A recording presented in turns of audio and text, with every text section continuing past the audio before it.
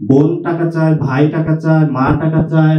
এবং বাংলাদেশের বড় একটি সেক্টর রয়েছে যারা জব হোল্ডার, মনে করে যে বাংলাদেশের সবচেয়ে মনে করে যে চালাক লোক হলো পলিটিশিয়ানরা। এটা সমাজের মাত্র ওরা 2.5%। ওরাই সবার উপরে দাদাগিরি করে, তুমি কি বুঝো আমি তো হনু। প্রতিবন্ধকতা থাকে, অর্থাৎ চাকরিতে নেওয়ার সময় তাকে একটা বাইন্ডিংস দিয়ে যায়, যেহেতু মেয়ে মানুষ, সে তো কয়েকদিন পরে বাচ্চা হবে, ছুটিতে যাবে, তাকে এখন যদি নেই তাহলে আমার ওয়ার্ক অ্যাক্টিভিটিস কমে যাবে। কিন্তু আমাদের যে এক্সপেরিয়েন্স প্রাইভেট সেক্টরে দেখেছি, আমাদের যারা বোনরা রয়েছেন তাদের ফোকাস এরিয়া অনেক বেশি, অর্থাৎ কাজের ডেলিভারি আমাদের চেয়ে আমরা অনেক বেশি দেখেছি তাদেরকে। সেক্ষেত্রে আমরা যেটা দেখেছি, তারা হলো কোনো অফিসে চুরি করে না, কোনো বাটপাটি করে না, মিথ্যা কথা বলে না, কোনো ঘুষ খায় না, একদম ডেডিকেটেড ওয়েতে কাজ করে।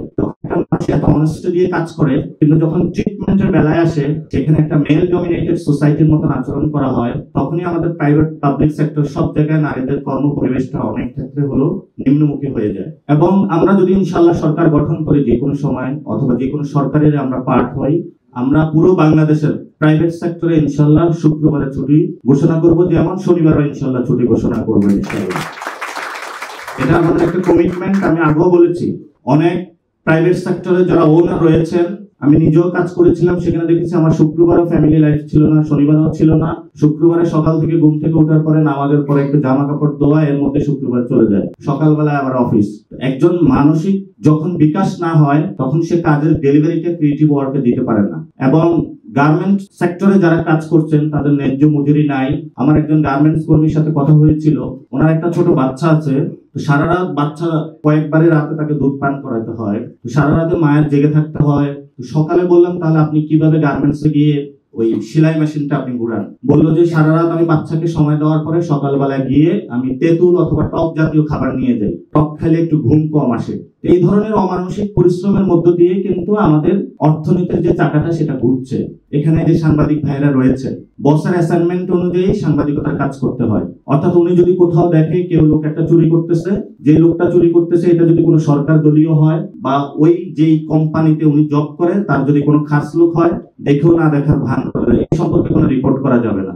অর্থাৎ যিনি সাংবাদিকতা করেন, ওনার সেই সাংবাদিকতার জায়গাটাও ওনাকে বিসর্জন দিতে হচ্ছে। আর মজুরির কথা তো বললামই, যে যারা সাংবাদিকতা করে বাংলাদেশে, তাদের তো হলো প্রতিনিয়ত চলাফেরার যে পকেটের টাকা, ওই পকেটের টাকাই ওঠে না। এই ধরনের পরিস্থিতির মধ্যে দিয়ে যাচ্ছে। এটা হলো আমাদের প্রত্যেকটা সেক্টরের একই অবস্থা। সেজন্য আমরা উদ্যোগটা নিয়েছি প্রফেশনাল সেক্টরে সেফটি এবং লিগ্যাল যে এনভায়রনমেন্ট, এটা নিশ্চিত করার জন্য, কাজের পরিবেশ নিশ্চিত করার জন্য। আমাদের ইনফর্মাল যে সেক্টর গুলো রয়েছে সেগুলোতে আইএলও কাজ করছে, কিন্তু যারা মিডল ক্লাস সোসাইটিতে রয়েছে, যারা ব্যাংকে জব করছেন, অর্থাৎ মিড রেঞ্জে 50 to 60,000 যারা স্যালারি পাচ্ছেন, তাদের হলো বুক ভরা হলো হতাশা। তারা নিজেদের অভিব্যক্তিটা না কারো কাছে প্রকাশ করতে পারেন। একটা বিশ্ববিদ্যালয় থেকে পড়াশোনা করছেন, শেষ করে যখন 50-60,000 টাকা চাকরি করেন, বোন টাকা চায়, ভাই টাকা চায়, মা টাকা চায়, সবাই তো বুক ভরা আশা নিয়ে থাকে যে ছেলে পড়াশোনা করেছে। এদিকে অফিসে গেলে বসের বকা, বাসায় গেলে হলো যে আমাকে সময় দাও না কেন, সেদিকে বকা। জীবন একটা অতিষ্ঠ জীবনের মধ্য দিয়ে, এবং এভাবে করতে করতে অনেকে হলো অল্প বয়সে মারা যায়। আমরা যদি এই পরিবেশগুলো নিশ্চিত করতে না পারি, সবাই যদি আমরা ঐক্যবদ্ধ হই, যারা হোয়াইট কালার আছে, ব্লু কালার আছে, শ্রমিকরা আন্দোলন করে, কিন্তু যারা মিডল রেঞ্জ তারা কোনো আন্দোলন করতে পারে না। কারণ সমাজে তারা ভদ্রজন সেজে থাকে, কিন্তু পকেটে তাদের টাকা নেই। ব্যাংক থেকে লোন নিতে হয়।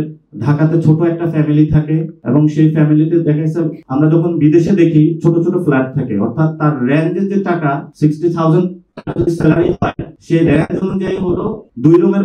ঢাকাতে তো কোনো বসবাসের জায়গায় নেই, সিঙ্গেল ফ্ল্যাট নেই, ফলত বড় একটা বাসা নিতে হয়। বাসা ভাড়া দিয়ে, খাবার খরচ দিয়ে, বাড়িতে যে মা বাবা বৃদ্ধ আছে তাদের কাছে টাকা পাঠাতে পারে না। এই ধরনের অসহ্য কষ্টকর একটি যন্ত্রণার জীবন প্রাইভেট সেক্টরে জব করে, আবার দুর্নীতিও করে না, সব থাকার চেষ্টা করে, তাদের জীবন চলে। এবং আপনাদের প্রতি অনেক, সমাজের প্রতি আপনাদের অনেক দায়িত্ববোধ রয়েছে। আপনারা যদি লিগ্যাল এনভায়রনমেন্ট, ওয়ার্ল্ডের যে প্রফেশনাল অর্গানাইজেশন গুলো আছে সেগুলোর সাথে কানেক্টিভিটি করে, ইন্টারন্যাশনাল যে অধিকারগুলো আছে সেগুলো যদি আপনারা নিশ্চিত করেন, তাহলে হয়তো আমাদের সমাজের বড় একটা জায়গায় উন্নতি করা সম্ভব। এবং বাংলাদেশের বড় একটি সেক্টর রয়েছে যারা জব হোল্ডার। তো অনেকে জব হোল্ডারদের দেখলে মনে করে সেও চুপ করে চলাফেরা করে, দুনিয়াটা না দেখে না দেখার ভান করে, মনে করে যে বাংলাদেশের সবচেয়ে মনে করে যে চালাক লোক হলো পলিটিশিয়ানরা। এটা সমাজের মাত্র ওরা 2.5%। ওরাই সবার উপরে দাদাগিরি করে, তুমি কি বুঝো আমি তো হনু। সো প্রাইভেট সেক্টরে যারা রয়েছেন, পাবলিক সেক্টরে যারা রয়েছেন জব হোল্ডার, তাদের কাছে ভোট রয়েছে, তাদের কাছে সমাজের টাকা রয়েছে, চাবি রয়েছে, সমাজের এস্টাবলিশমেন্টের জায়গা রয়েছে। তারা যদি ঐক্যবদ্ধভাবে দাঁড়ায়, তাহলে বাংলাদেশের পলিটিশিয়ান বলি, মিলিটারি বলি, কোনো শক্তি নেই তাদেরকে আর ভবিষ্যতে দমাতে পারবে ইনশাআল্লাহ।